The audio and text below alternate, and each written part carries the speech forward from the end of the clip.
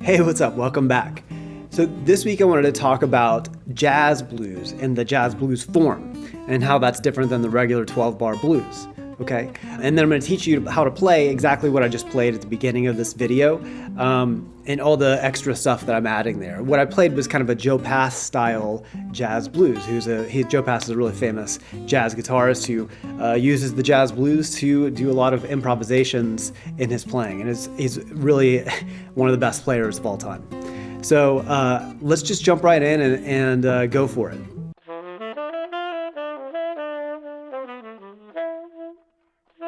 So what I'm drawing out over here is the standard 12-bar blues. And we're going to start with that. I'm going to show you how you can go from that basic 12-bar blues into the standard jazz blues form.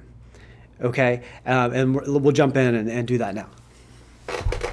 So what you have here is the basic 12-bar blues form. This is something that we call the fast change 12-bar blues. And that's where we're going to the 4 chord in the second measure. So you notice I've used all Roman numerals for this. The standard 12-bar blues form goes like this, with what we call the fast change. 1 chord, 4 chord, 1 chord, 1 chord. Now also, these 7s behind these Roman numerals mean that they're dominant 7th chords every time, or they're dominant chords every single time. Now, if you guys don't understand this Roman numeral stuff, just bear with me. Just watch this part of the video. It'll be quick.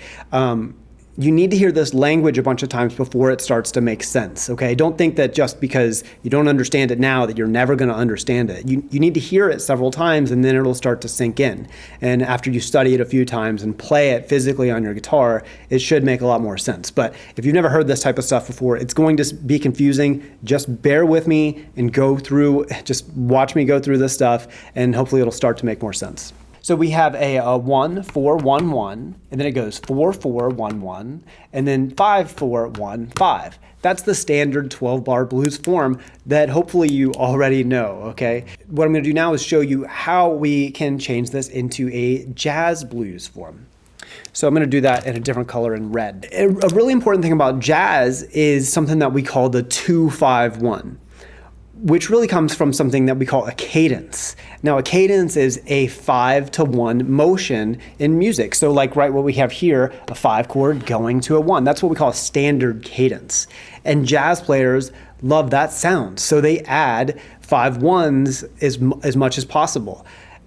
Not only that, they go one step deeper, or actually sometimes 2 or even more steps deeper than that. So instead of just a 5-1, they'll add the 5 of the 5 in front of the 5 chord. So what is that? That actually ends up being what's called your 2-5-1 progression. So jazz players love to do those 2-5-1s. In short, making this into a jazz blues form is to add 2-5-1 progressions into this standard 12-bar blues. And let's start right away with the bottom, the turnaround. So this chord will now be a 2 chord.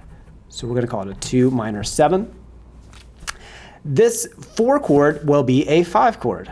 Okay, so 5, 7. So we have a 2, 5. Obviously this goes to a 1.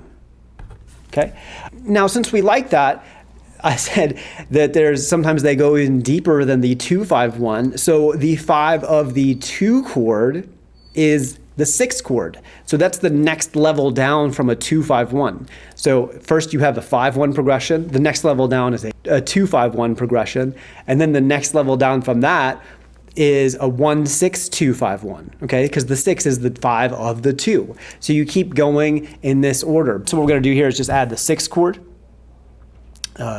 Like this, 6, I call that a 7.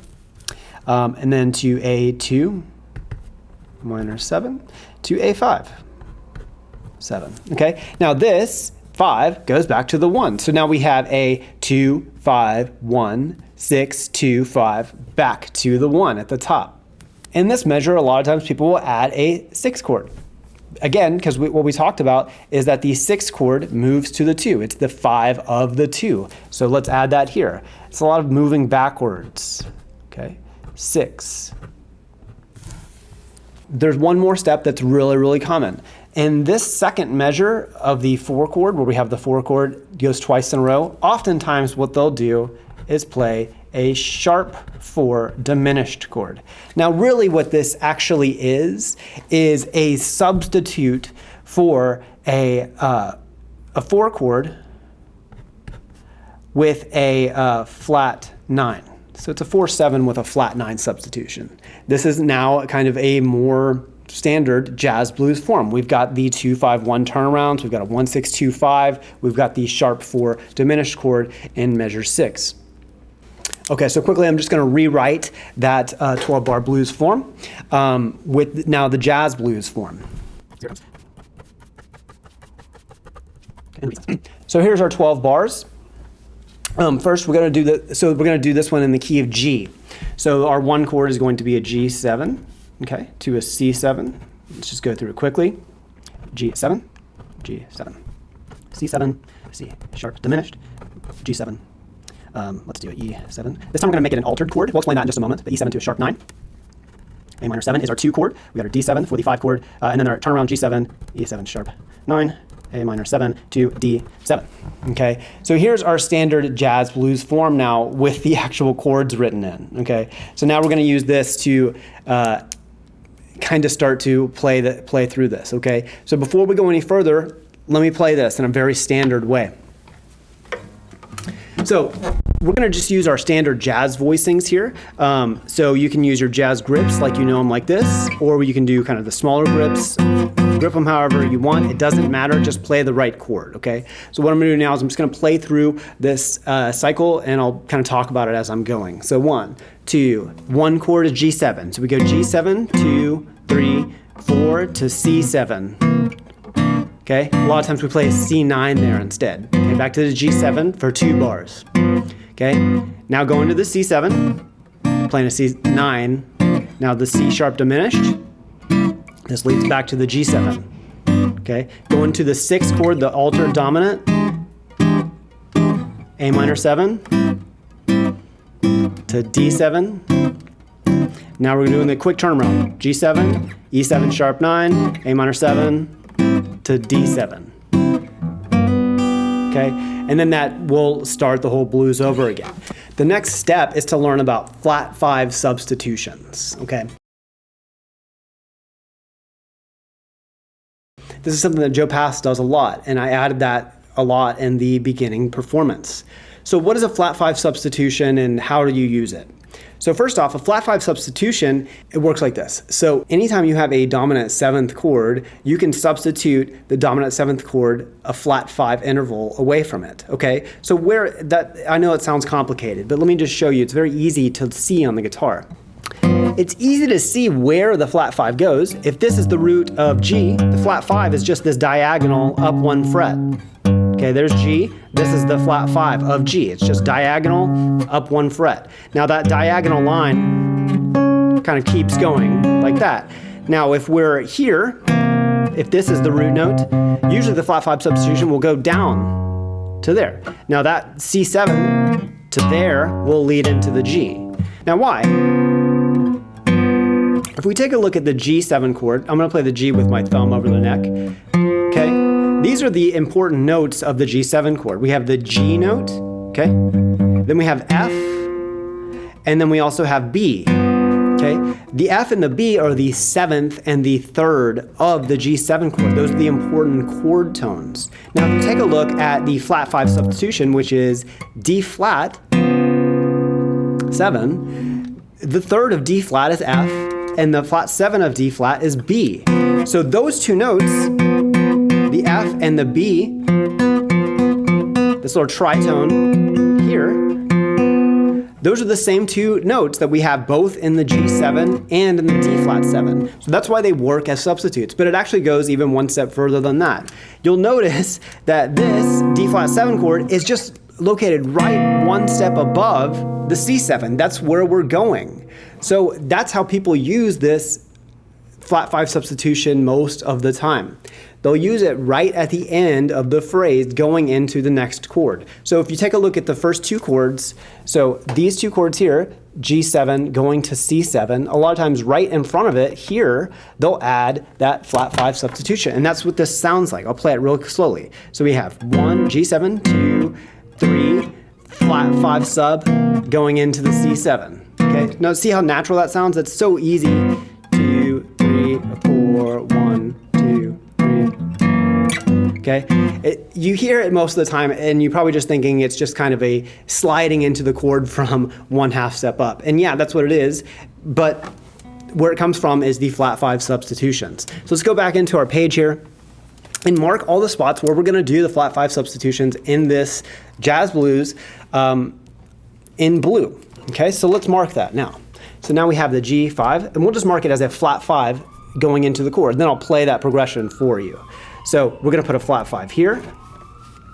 We're going to put a flat 5 here in front of the G7. Let's put a flat 5 here going into this C7. We can also put a flat 5 here and then a flat 5 here. Now you can put them anywhere you want. This is the spots that I used it in the performance from the beginning. I'm taking this as a Joe Pass style jazz blues. Now let me just play this with all the flat 5 substitutions in the same way that I just played it before, in a very simple way. And I'll talk through it as I'm doing it. So here we go. G7, flat 5 sub, going to C7, flat 5 sub, going into G7, second bar of G7. Okay, now we're doing flat 5 sub to C7. Now we're doing that C diminished coming up. Back to the G7.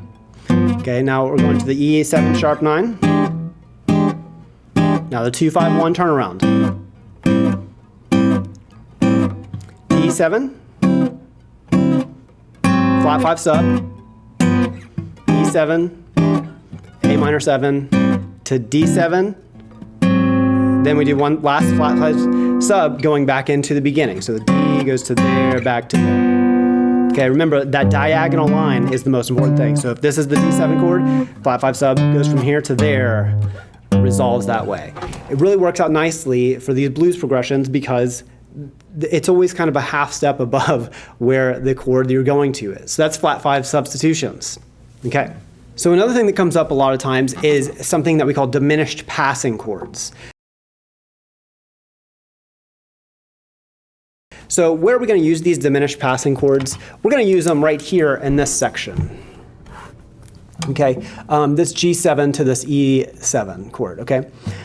So how are we going to do it? Well, we work backwards, right? We want these 2-5-1s. So here, we want to do a 5 of this E7, which is what? It's the 3 chord in the key of G, which is a B7 chord. Now, at this time, we'll make it a minor chord. You can make these dominant 7ths or minor if you want, but what we're going to do is make this a B minor 7. Okay, so this B minor 7 goes to the E7. Now from G going to B minor 7, there is a step in the middle there, right? It's the A minor 7. Okay, that's going to go right here in the second beat of the G7. So we have G7, A minor 7, B minor 7 to E sharp, A7 sharp 9. Okay, so that sounds like this. G to A minor to B minor to E7. Okay, that sounds natural. But we can do one more thing in there to kind of make it even jazzier. In between this stuff, in between any chord, you can add diminished passing chords. Okay, especially when we're kind of doing this rising phrase. That's what I'm doing right now. Okay, so what I just played there was diminished passing chords. A diminished passing chords where you put a diminished chord in between 2 chords. So notice there's a space in between all these. So that means from G7, we're going to play G sharp diminished. That goes to A minor, A sharp diminished or B flat diminished, leaves a B. Okay, so that gives us our diminished passing chords in that little section. So that will be the G, diminished passing to A minor, or A sharp, diminished, to the B, which leads to the E, 7 sharp 9. Okay, so that's our diminished passing stuff. So that takes us through a lot of stuff here. The last thing we want to talk about is how to fill this in with some scale stuff. Okay, so what kind of scales are they using? And then after this, I'm just going to do a playthrough of the performance that I did at the beginning. I'm going to slow it down just a little bit and have the tabs up on the screen so you can follow along. Okay. So scale use. So in general, basically, you're going to have a lot of choices to play over blues. You're going to be playing blues lines over each of these chords. But what scale do you use? What Joe Pass does a lot of the time is he's basically playing a Mixolydian scale, which is the scale that goes over a 7th chord. He also uses a lot of altered scales, the Super Locrian scale, weird stuff like that. But you don't have to know about all that stuff. You just have to kind of know what notes are in it. And I've got an easier way for you to kind of do that type of stuff. If you don't know what the Mixolydian scale is, the best way to think about it is a mix of the major and minor pentatonic scale together. Okay. Now that actually gives you one extra note from the Mixolydian scale. It gives you also a minor third. But this is a better kind of usage of how to play blues stuff, is mixing the major and minor pentatonic scales together. So what that looks like is here's the major pentatonic in G. So we have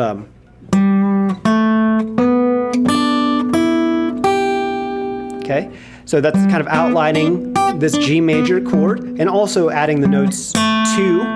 Okay, so the intervals are going to be 1, 2, 3, 5, 6, and 1. Okay, so adding the minor pentatonic to that would sound like this: 1, flat 3, 4, 5, flat 7, and 1.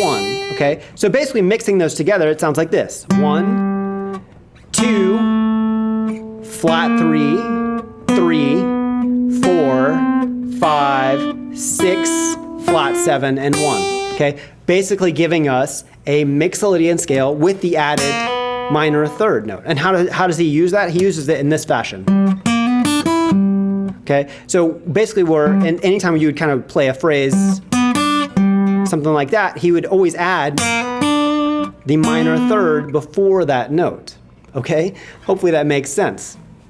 So that first phrase I'm playing there is a G7 with that mix of the major and minor pentatonic scales. And it sounds something like this. Okay, so playing minor to major pentatonic, 5, 6, and back to the root. Okay.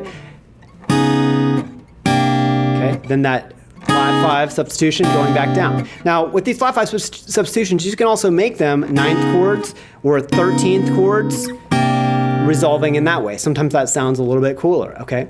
So we're using that mixed scale here. So that's actually what we're going to write. We're just going to write mix for the scale.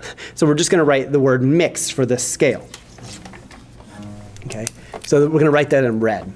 So over here, we're just going to write G mix. And you can think of that as a Mixolydian, or I think a better way to think of it is kind of like a blues type mix of the major and minor pentatonics. Okay, now over the C7 chord, the 4 chord, what he's playing is actually the G blues scale, which works really, really well over this chord because it has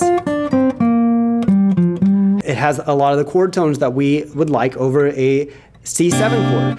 So what he's playing over this is something kind of like this. Okay, and also adding this blues note here.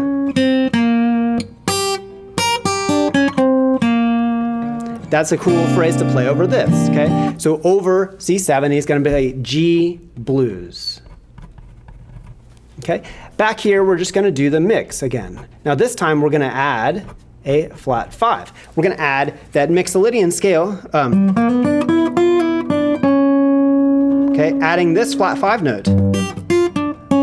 Okay, that's that blues note that makes it so cool. Okay, so that's what we're adding to that spot there. So that phrase sounds like this. Okay, just basically outlining that chord with this flat 5 note. Okay, all right. So let's go through and kind of I'll just write out the scales that we're using for the rest. So this is another mix, G mix with flat 5. Okay, now we're adding a flat 5 here just to add a little bit of extra tension going into the C7. Here we're doing a C mix. Okay, meaning the C mixed leading scale. And that sounds like this. Okay, we're adding that into, here's the C major pentatonic. And here's the C minor pentatonic. So we're basically adding that little phrase to mix those two together. Okay. Here we're just doing an arpeggio over the C sharp diminished chord. Okay, so just follow that arpeggio. The rest of it here, we're adding this walk up here over this last phrase. This is the last part. We're adding a scale bit, and we're just doing the blues scale over this A minor 7. So here's A minor 7.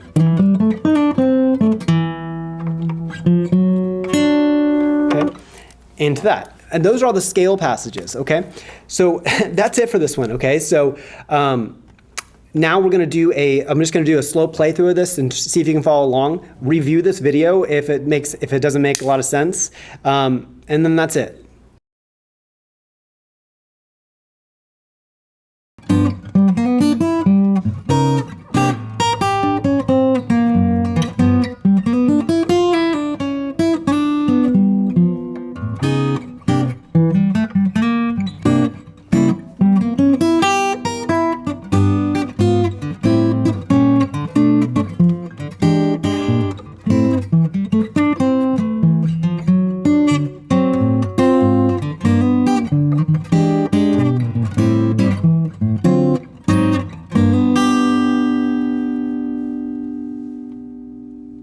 Okay, so thanks for watching this, guys. Have fun with this, take your time, and be kind to yourself. I'll see you on the next one.